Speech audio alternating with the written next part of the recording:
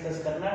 देखिए स्टेटमेंट क्या है इसकी, कहता है circuit has inductance of 1 by pi 100। एक हमारे पास इलेक्ट्रिक सर्किट है, उस सर्किट की इंडक्टेंस मतलब उसमें इंडक्टर कनेक्टेड है, उसकी इंडक्टेंस कितनी है 1 by pi 100 and resistance of 200 ओम। और उस सर्किट में इंडक्टर के साथ क्या कनेक्टेड है, रेजिस्टेंस। इसका मतलब ये सर्किट कौन सा हुआ, आरएल सर्किट, क्योंकि इसमें इंडक्टर कनेक्टेड है और रेजिस्टेंस कनेक्टेड है, तो ये आरएल सर्किट है। अब 50 hertz frequency is supplied to it, तो जब हमने सोर्स इसके साथ अप्लाई किया उसकी फ्रीक्वेंसी कितनी है 50 हर्ट्ज। कहते calculate the reactance and impedance offered by the circuit. कहते हैं सर्किट की रिएक्टेंस और इंपेडेंस कितनी होगी ये कैलकुलेट कर दें।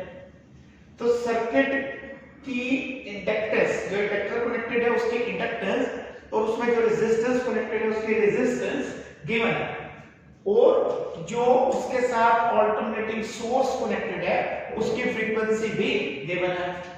तो कैलकुलेट क्या करना है हमें, तो हमें कैलकुलेट करना है reactance offered by the circuit and impedance offered by the circuit. देखिए जो चीज हमें गिवन है वो हमने यहां लिख ली है, हमें रेजिस्टेंस गिवन है कितनी है जी 2000 ओम, इंडक्टेंस गिवन है कितनी है जी 1 बाय पाई 100, फ्रीक्वेंसी गिवन है कितनी है जी 50 हर्ट्ज। First we find the reactance, reactance XL लिखते हैं हम इंडक्टेंस की, जो इंडक्टर होता है उसकी रिएक्टेंस को हम क्या लिखते होते हैं XL, और XL किसके इक्वल होता है ओमेगा L। ओमेगा क्या होती है एंगुलर फ्रीक्वेंसी, L क्या होती है इंडक्टेंस, ठीक है ये क्या है जी इंडक्टेंस, वो गिवन है हमें देखिए कितनी 1 बाय पाई 100। तो ओमेगा को लिखा मैंने 2 पाई f इनटू L। तो अब देखिए 2 पाई की वैल्यू 3.14, फ्रीक्वेंसी 50 और इंडक्टेंस 1 बाय पाई 100। तो देखिए ये मेरे पास जो 3.14 है और ये जो पाई है ये तो कैंसिल हो जाएगी, जो पाई 3.14 कैंसिल, 2 into 50 100 ओम। तो देखिए क्या कैलकुलेट हो गया मेरे पास रिएक्टेंस इंडक्टर। इंपेडेंस देखिए अभी हमने क्या कहा था, ये कौन सा सर्किट है, इसमें क्या कनेक्टेड है R, ठीक है L, resistance R, inductance L, RL circuit, RL circuit, ये RL सर्किट। तो RL सर्किट की इंपेडेंस क्या होती है, देखिए हम जानते हैं कि RL सर्किट की इंपेडेंस होती है R square plus XL square under root R resistance square inductance square under root. तो रेजिस्टेंस कितनी गिवन है देखें 2000 ओम, तो रेजिस्टेंस की वैल्यू लिखी 2000 स्क्वायर प्लस XL, देखिए XL तो हमने कैलकुलेट किया है कितना है 100 स्क्वायर। इसको देखिए सॉल्व जब हम करेंगे इसका स्क्वायर लेंगे इसका स्क्वायर लेंगे ऐड करेंगे अंडर रूट लेंगे तो फिर भी 202.5 ओम। तो देखिए इंपेडेंस भी इसकी कैलकुलेट हो गई।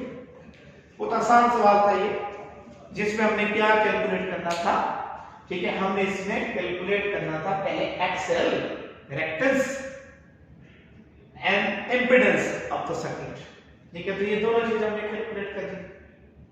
Now we are going to discuss numerical problem 16.5. What is 16.5? Statement को इसकी देखें, स्टेटमेंट को अंडरस्टैंड करें, फिर हम इसके सॉल्यूशन की तरफ जाते हैं।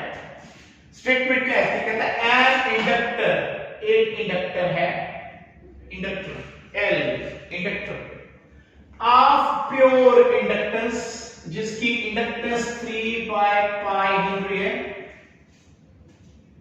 देखिए यहां मैंने उसकी इंडक्टेंस लिख ली, inductance L is equal to 3 by pi 100 is connected with the resistance, और ये इंडक्टर किसके साथ कनेक्टेड है, रेजिस्टेंस के साथ कनेक्टेड है।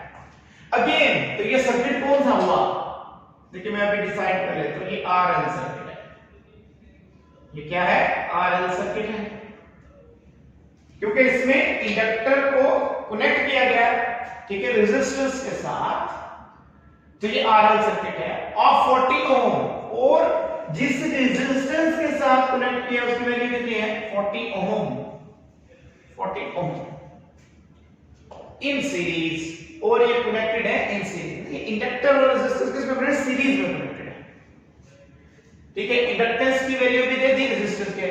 क्या मालूम करना है, कहते हैं peak value of the current I not. First calculate the peak value of the current I not, the second the RMS value of the current IRMS, ये कैलकुलेट करनी है, and in the last and the final third the phase difference between applied voltage and the current। जो applied voltage और current के दरमियान phase difference भी निकालना। जबकि applied voltage given है हमारे पास, ये applied voltage ये दिया हुआ है 350 sin of 100 pi t, ये वोल्टेज हमने अप्लाई कर रखे हैं इस इलेक्ट्रिक सर्किट में। तो देखिए सॉल्यूशन देखते हैं इसका। What is inductance given by 3 by pi Henry? What is the resistance 40 ohm? Firstly, we find the peak value of the current, and we know that the peak value of the current I naught is equal to V naught over Z. I naught is the peak value of current, V naught is the peak value of the voltage, and Z is the impedance offered by the circuit. अब देखिए इस सवाल में हमें V not भी calculate करना पड़ेगा और Z भी कैलकुलेट करना पड़ेगा, peak value of the voltage भी कैलकुलेट करनी पड़ेगी और सर्किट की इंपीडेंस भी कैलकुलेट करनी पड़ेगी, फिर जाके हम I नॉट कैलकुलेट कर सकते हैं। तो देखिए पहले हम V नॉट को इसका मामला हल करते हैं, पहले हम V नॉट को सॉल्व करने की कोशिश करते हैं, V नॉट मालूम करते हैं। देखो हम इसी चैप्टर में कई दफा ये पढ़ चुके हैं कि V instantaneous value of the V equals to V not sin of 2 pi ft होती है। तो अल्टरनेटिंग सोर्स हम कनेक्ट करते हैं, इसकी value V equals to V not sin of 2 pi ft होती है। अच्छा यहां जो वोल्टेज हमने अप्लाई कर रखा है वो है V 350 sin of 100 pi t given है, ये देखिए तो ये वोल्टेज हमने अप्लाई किया। तो ये इक्वेशन और ये इन दोनों इक्वेशंस को जरा आप कंपेयर करें, इन दोनों इक्वेशंस को कंपेयर, एक वो जो कि जनरल इक्वेशन है अल्टरनेटिव वोल्टेज की, और एक ये जो गिवन है इस वक्त जो अप्लाई की हुई है सर्किट के साथ जो वोल्टेज अप्लाई किया हुआ वो है V 350 sin 100 pi t। Sir compare करें, V नॉट की जगह क्या 350, V not is equal to 350, 2 pi f इधर कितना 100 pi, तो 2 pi f की जगह 100 pi। तो when we compare these two equations, जब हम इन दो इक्वेशंस को कंपेयर करते हैं, then we have V naught is equal to 350, V naught equals to 350, and 2 pi f is equal to 100 pi, तो 2 pi f is equal to 100 pi, pi से pi cancel होगा, f is equal to 50 hertz। तो इन दो equations को compare करने से मैं V naught भी कैलकुलेट कर सकता हूं, f भी कैलकुलेट कर सकता हूं, मतलब सोर्स की फ्रीक्वेंसी भी कैलकुलेट कर सकता हूं। तो मैंने यहां से दो चीजें कैलकुलेट कर ली, एक V नॉट कैलकुलेट कर लिया और एक फ्रीक्वेंसी ऑफ द सोर्स, मतलब एक सोर्स की पीक वैल्यू ऑफ वोल्टेज और सोर्स की फ्रीक्वेंसी भी कैलकुलेट कर ली। अब देखिए इससे मुझे क्या फायदा होने वाला है, इस फ्रीक्वेंसी को कैलकुलेट करते ही मैं XL इंडक्टिव रिएक्टेंस कैलकुलेट कर सकता हूं। 2 ओमेगा L होता है, ओमेगा होता है 2 पाई FL, तो 2 पाई 3.14 f into L देंगे, ये फिर 3.14 इस पाई से कैंसिल हो जाएगा। तो देखिए इसको जब 50 को इससे मल्टीप्लाई करेंगे तो उसे 103, तो ये आंसर आ जाएगा 300, XL becomes equal to 300। जैसे ही XL कैलकुलेट हो गया, now we are going to calculate this Z impedance। देखिए V नॉट हम ऑलरेडी कैलकुलेट कर चुके हैं, ये कैलकुलेट हो चुका, Z कैलकुलेट करना। इंपीडेंस किसके इक्वल होता है, R² + XL²। What is value of the R? R is given 2000 ohm, ठीक है 2000 ohm गिवन है, ठीक है। सॉरी ये इसमें रेजिस्टेंस की वैल्यू 40 ओम गिवन है, ये लास्ट में कल में थी, यहां रेजिस्टेंस इज इक्वल टू 40 ओम, ये रेजिस्टेंस 40 ओम। तो हमने जब यहां पर 40 की वैल्यू पुट की, रेजिस्टेंस की वैल्यू 40 ओम, 40 स्क्वायर, XL अभी हमने कैलकुलेट किया 300 स्क्वायर, तो देखिए इसका स्क्वायर करेंगे 1600 आ जाएगा, ये 900 आ जाएगा ऑलमोस्ट, ठीक है। तो जब आप इसे सॉल्व करेंगे then impedance becomes equal to 302.65 ठीक है, तो ये हमारे पास इंपीडेंस की वैल्यू कैलकुलेट हो जाएगी। अब देखिए ये इंपीडेंस कैलकुलेट हो गई और ये हमने V नॉट कैलकुलेट कर लिया था। इन दोनों की वैल्यू इस इक्वेशन नंबर 1 में पुट करते हैं तो V नॉट कितना 350 और ये कितना 302.65।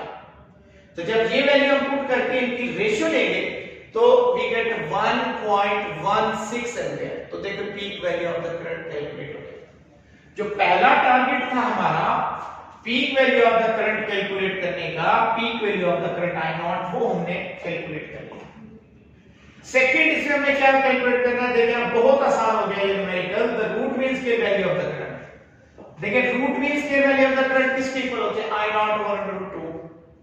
I नॉट तो भी आप कैलकुलेट कर चुके 1.16 एम्पियर एंड √2 1.16 √2 को, ठीक है, जब आप इसको इसे डिवाइड करोगे तो 0.81 एम्पियर। तो ये root mean square value of the current भी कैलकुलेट हो चुकी है।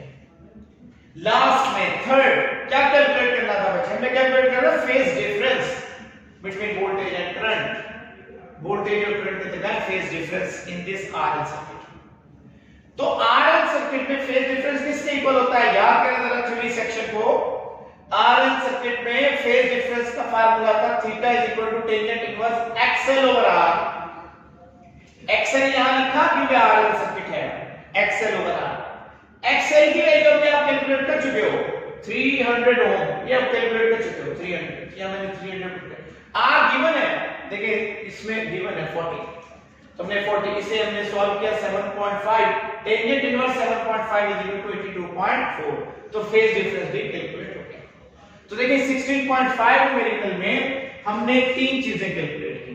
क्या कैलकुलेट किया हमने, देखिए हमने peak value of the current calculate किया है, हमने RMS value of the current भी कैलकुलेट किया और हमने फेज डिफरेंस भी कैलकुलेट किया है गिवन डेटा से।